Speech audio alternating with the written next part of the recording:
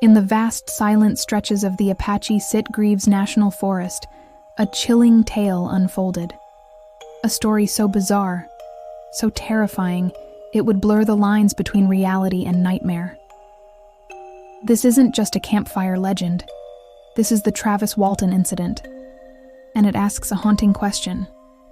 What really happened on that fateful night in 1975? November 5th, 1975. 6 men, a logging crew led by Mike Rogers, were finishing a long day's work thinning trees near Turkey Springs, Arizona.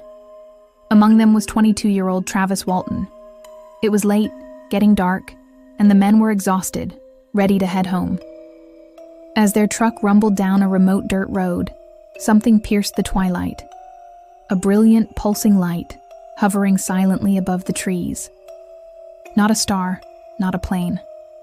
This was something else. Mike Rogers, the crew chief, brought the truck to a halt. The object, described as a metallic golden disc, hung just 20 feet above the ground. Curiosity, or perhaps an impulsive dare, got the better of Travis Walton. He jumped out of the truck, moving towards the strange craft. What happened next is burned into the memories of the 6 witnesses. As Travis approached, a blinding beam of light shot out from the UFO, striking him. The crew described seeing Travis jolted backward, propelled through the air, landing motionless on the forest floor.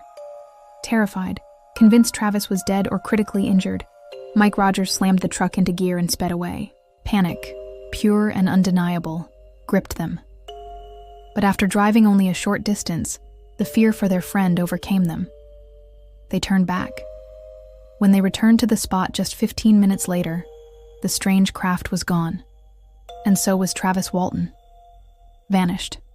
The remaining 6 loggers, Mike Rogers, Ken Peterson, John Gillette, Steve Pierce, Alan Dallas, and Dwayne Smith, were now facing a nightmare of their own.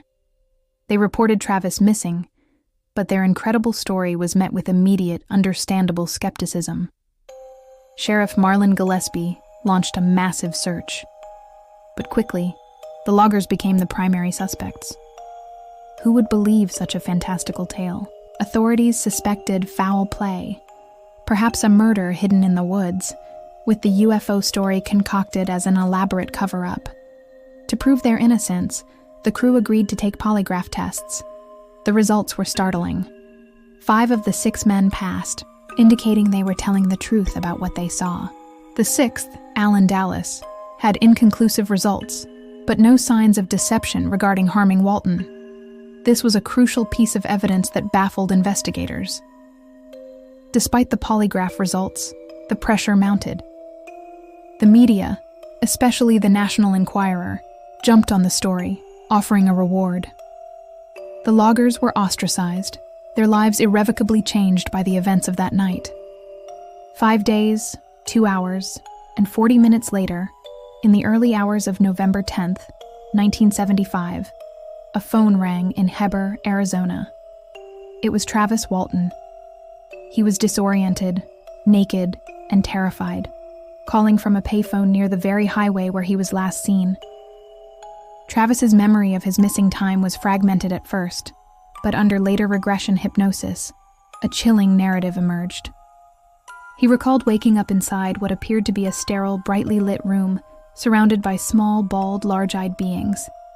He described them as gray aliens, figures that would later become iconic in abduction lore. Overwhelmed with fear, Travis fought back, grabbing a metallic tool and swinging it at the beings. They retreated. He then encountered a larger, more human-like figure in a blue suit and helmet, who led him through various chambers on the craft, including what he perceived as a hangar filled with other discs. His memory then jumps to being back on the forest floor, seeing the UFO depart. The entire experience felt like only hours, despite 5 days having passed. Despite Travis's consistent account and the corroborating polygraphs of his crewmates, the Travis Walton case is not without its skeptics. Arguments against the abduction claim often cite the financial motive. The logging crew was reportedly behind schedule on their contract, facing significant penalties. Some suggest the UFO incident could have been an act of God to avoid this. Prior interest in UFOs. Travis and his family were known to be interested in UFOs. Some point out that just 2 weeks before the incident, a TV movie about the famous Betty and Barney Hill abduction was broadcast. Polygraph variations.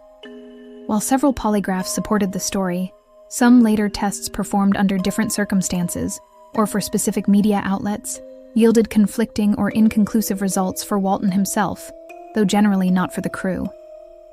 The 1993 film Fire in the Sky, while popularizing the story, also added to the controversy, dramatizing the abduction sequence far beyond Walton's own recollection, making it more horrific and less accurate to his book. Travis Walton himself has expressed his disappointment with the film's portrayal of his experience.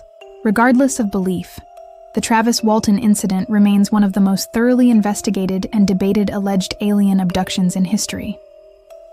With multiple witnesses, documented polygraphs, and a consistent story from Walton himself, it challenges conventional explanations. Was it a mass hallucination, an elaborate hoax, or a genuine encounter with the unknown? The question persists, captivating researchers and enthusiasts decades later. What do you think happened to Travis Walton in the Arizona forest? Was it a terrifying glimpse into an alien reality, or a cleverly orchestrated deception? Let me know your theories in the comments below. If you're as fascinated by unexplained mysteries and true horror as I am, make sure to like this video and subscribe to Void Narrates for more chilling stories. Hit that notification bell so you don't miss our next dive into the unknown. Thanks for watching, and stay spooky.